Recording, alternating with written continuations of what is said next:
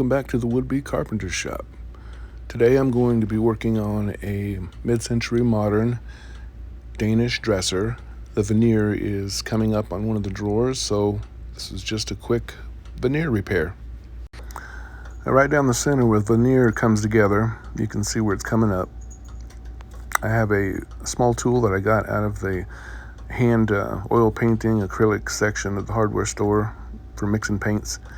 And I got me a piece of wood that's going to reach all the way across the center when I clamp it down. That way I can put pressure evenly across it. It has a slight bow in it.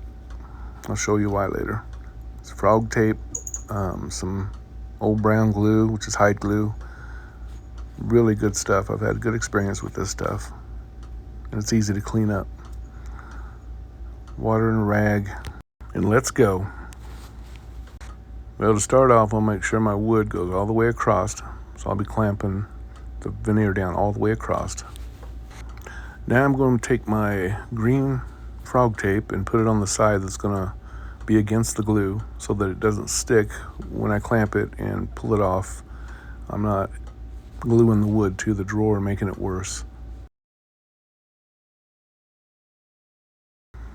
Now I'm going to get my rag and water ready so I can wipe up if I have an accident or need to wipe up some of the hide glue because it does make a mess and it's a little sticky.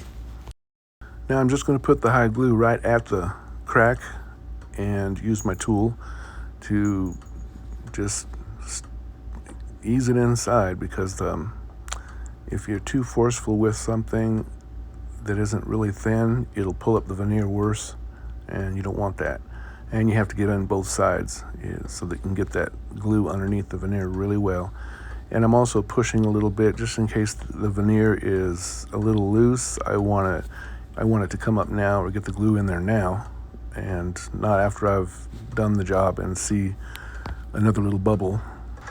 Now, the other good thing about hide glue is I can continue to do the whole crack on this drawer and not worry about the glue setting up.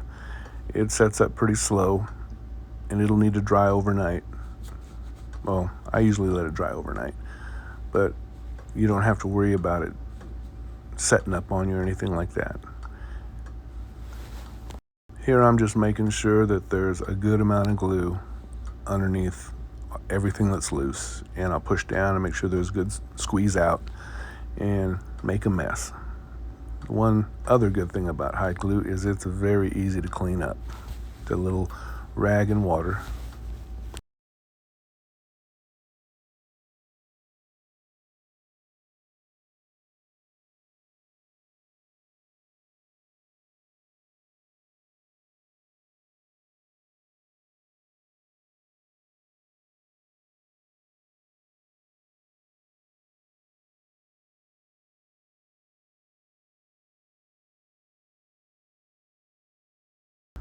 Now I'm going to wet my rag and just gently wipe over the areas that have a lot of glue in them. Now the board's going to push it down, so you'll still see the bubble sticking up with glue, but I'm getting all the excess glue that will cause the wood to stick to it, even though we got tape on there so that it can pull away easy. So I got that cleaned up and ready to go.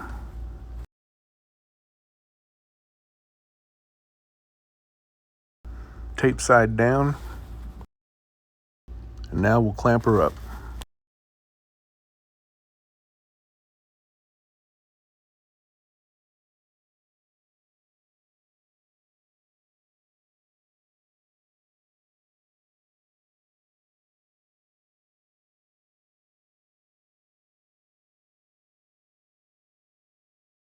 Now I'll let it dry overnight.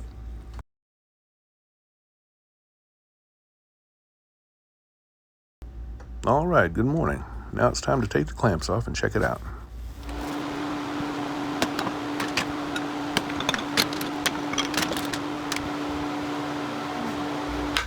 Now it popped off real easy, and it glued up really nice all the way across, but I have one small rise on this right here.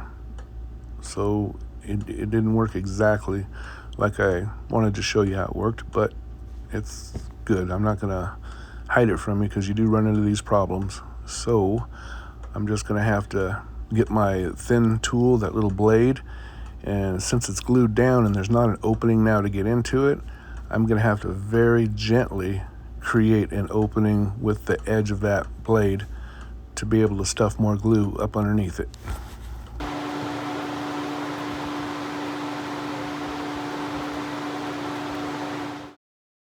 Now the piece that I'm going to put on now is going to be a little bit wider. Maybe that was my problem. In that one section I really couldn't see how wide it really was, so make sure you always have a piece of wood that's going to cover your job.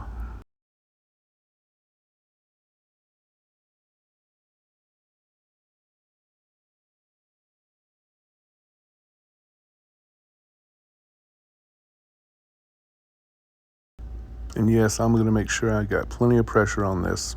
Not enough to crush the drawer on the inside, but enough where it's going to dry flat.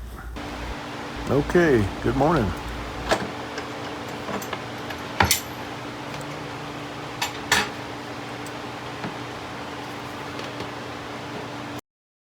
Much, much better. Now this is the way it should have turned out when I did it the first time. Now here I'm just taking a clean rag and some warm water and wiping off the dry glue. And then I'm going to put some orange oil on it to finish it off.